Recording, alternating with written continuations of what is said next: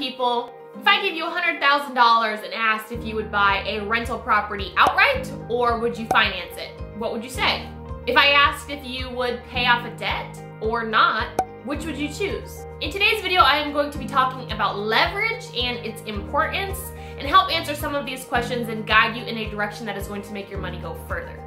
So before we start getting into any type of numbers or anything like that, let's talk about what leverage actually is. So leverage is using borrowed money to increase your purchasing power or to multiply your returns. So I'm going to show you in a little bit why this is so important and how leveraging is a super beneficial tool to investors. So I feel like this question comes in a lot of different forms when you have a sum of money that you could be using for something.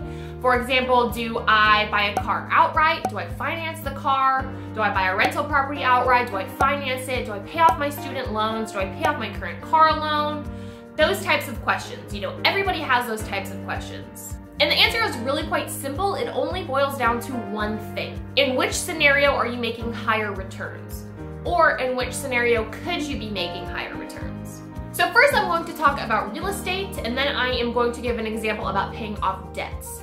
So the question comes up a lot in real estate if I should buy a property with cash and own it outright, or if it's better to finance the property. So in this example, let's just say I gave you $100,000 for you to decide what you wanted to do. So of course cash has certain benefits because you're not adding any debt onto yourself. You're not gonna have a mortgage payment or anything like that. However, you still are going to have two different types of payments when it comes to owning real estate. So the first one is going to be property taxes. There's just really no way to avoid those, whether you finance or pay cash. And then the other one is going to be home insurance, which with cash you don't necessarily have to have, but I do highly recommend having it. So you're still going to have some type of monthly payment, even though it's not going to be as high as when you're having a mortgage, you're still going to have some money due. And generally with cash, they're going to be due all at once, but for the ease of this scenario, I'm going to be breaking it down like a monthly payment, just like we would with financing. So I'm using the same taxes and insurance amounts for both the financing and the cash scenario, so just keep that in mind. So say we buy one $100,000 property that we're going to be able to rent for $1,000 a month. When you break down the estimated property taxes and insurance for the property, we come out to $137.50 per month. So your profit is $862.50 per month, which is really, really good, okay? So times that by 12, and your profit for the year is $10,350. So that's pretty good. Now, when you're analyzing a real estate deal, the most important calculation that you can do is your cash on cash return. So essentially what this is this is the return on the amount of cash that you put in the deal, the amount of cash that you're getting back. The cash on cash return. So the amount of cash that we put into this deal is $100,000. That's how much we bought the property for with our cash.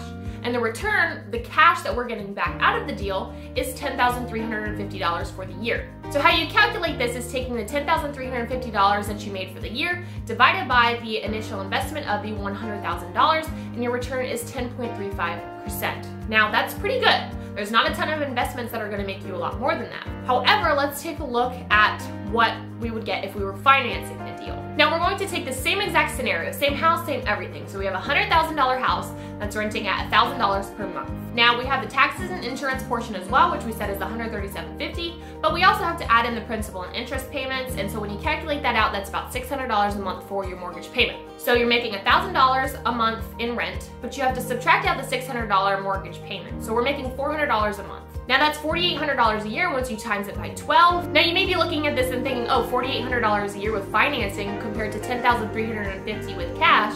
Obviously the cash deal is better. However, you have to factor in when you bought the $100,000 property with financing, you only spent for the down payment, which is 20%. So we spent $20,000 on this property. So now when we go to calculate the cash on cash return, you're going to see the difference. So we've spent $20,000 on this property and we're making $4,800 a year.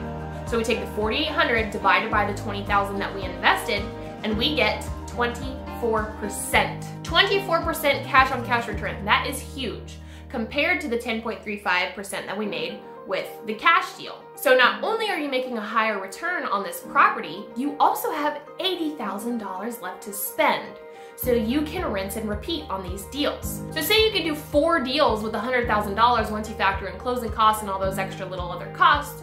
You can do it on 4 houses with $100,000. So now, say you've done that exact house 4 different times, $4,800 times 4, you're making $19,200 a year compared to the $10,350 you were making with cash. So that's a 19.2% return in total compared to the 10.35. So you can see how much farther leveraging makes your money go.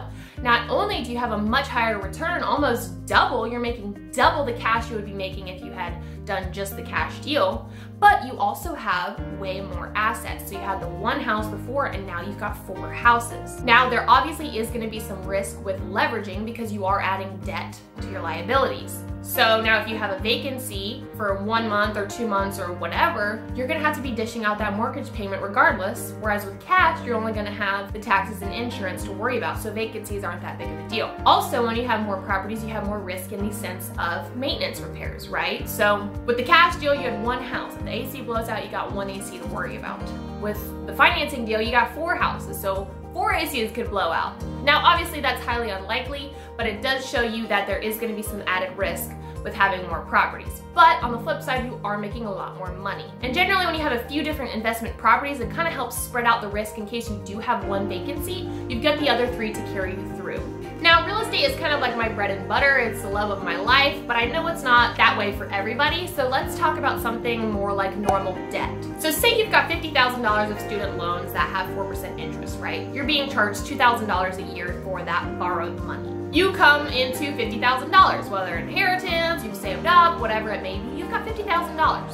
So you're asking yourself, should I be charged that 4% per year? Should I be charged $2,000 a year for the student loan money, or should I pay off the student loans and save myself $2,000 a year? This $50,000 sitting in my bank account isn't doing me any good, so I should put it to use somehow, either save me money or make me money, right? So if you can find an investment that's making you substantially more than 4%, it's obviously going to be worthwhile to take that investment route instead of spending the money on paying off your debt. So for example, if you find an investment that can earn you 10%, say an index fund or something along those lines, $50,000 earning 10% is gonna earn you $5,000 a year. So you've got $5,000 a year coming in, $2,000 a year going out, and you've got $3,000 of profit.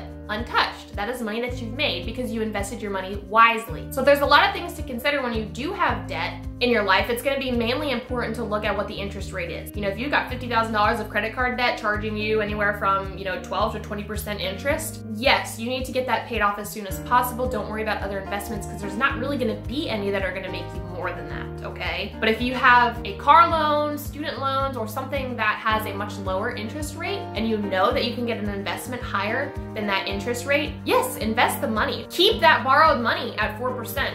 You're leveraged on that money. You're borrowing that money, but you can use that money to make higher returns. That's what leverage is. Using borrowed money to increase your returns or multiply your purchasing power. So these are super important things to keep in mind because a lot of people feel like debt is a horrible thing, but really it's a very, very useful tool when you use it properly. So just run the numbers on different scenarios and see what works best. If you're looking for a rental property, run numbers on what it looks like, your cash on cash return 10% down, 20% down, 30% down. You're gonna see the return starts to go down the more cash that you invest. You're better off borrowing more money if possible. But obviously more borrowed money increases your risk a little bit more. So depending on how risk averse you are, you're going to be adjusting your numbers to what you feel comfortable with. All right, you guys, that is all that I have for you in this video today. I hope you learned a little bit about how leverage can be super helpful and a good investment tool to use going forward. Comment down below if you've got any extra tips on leveraging, and I will catch you guys in the next one. Talk to you later.